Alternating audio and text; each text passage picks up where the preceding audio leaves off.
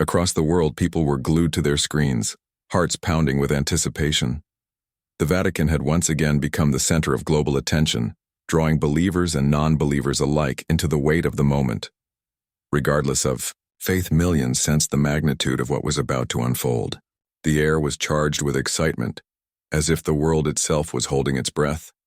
Inside the sacred walls of the Sistine Chapel, history was being written. Michelangelo's timeless frescoes looked down upon a scene that had played out for centuries, yet each time it carried a unique gravity. The whispers of past conclaves seemed to linger in the air, their echoes merging with the solemn prayers of the present. The College of Cardinals, dressed in rich crimson robes, moved with quiet purpose. Each one bore the weight of responsibility, carrying the hopes and prayers of over 1 billion Catholics. This was not merely a vote. It was a sacred calling, a momentous decision that would shape the Church for years to come. With great care and prayerful reflection, they sought divine guidance in choosing the next leader of the faithful.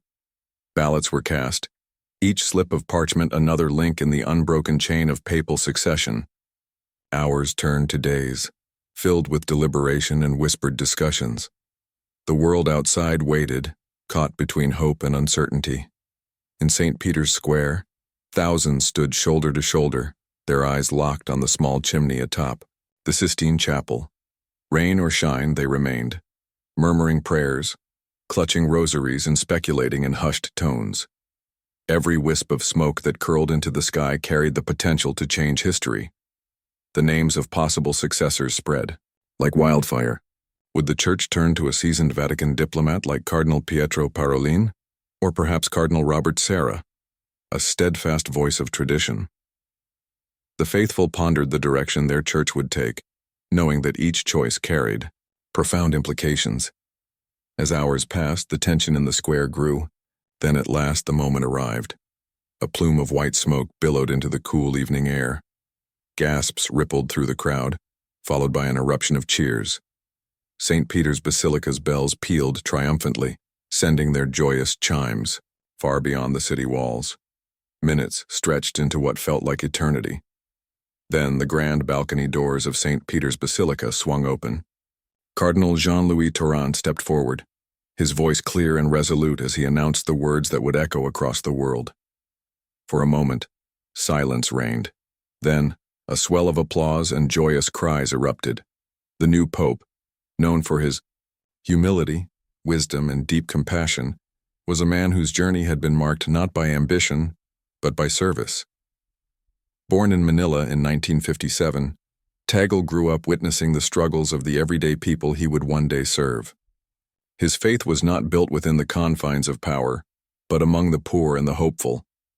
His kindness and understanding had endeared him to many, his voice a beacon of comfort and strength. Ordained in 1982, his path through the Church was one of unwavering dedication. As Bishop of Imus, he rejected grandeur, preferring to ride his bicycle through the streets to meet his parishioners. His appointment as Archbishop of Manila in 2011 placed him in the international spotlight, and in 2012, Pope Benedict XVI elevated him to cardinal.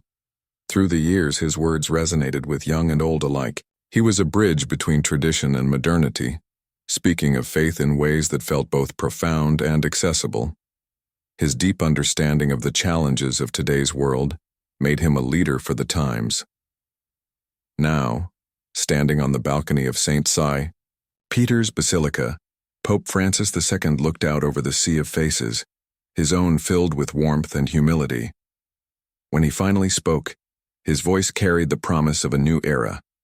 The world listened, the world watched, the world welcomed its new shepherd. A new chapter had begun for the Catholic Church, one of hope, renewal, and unity.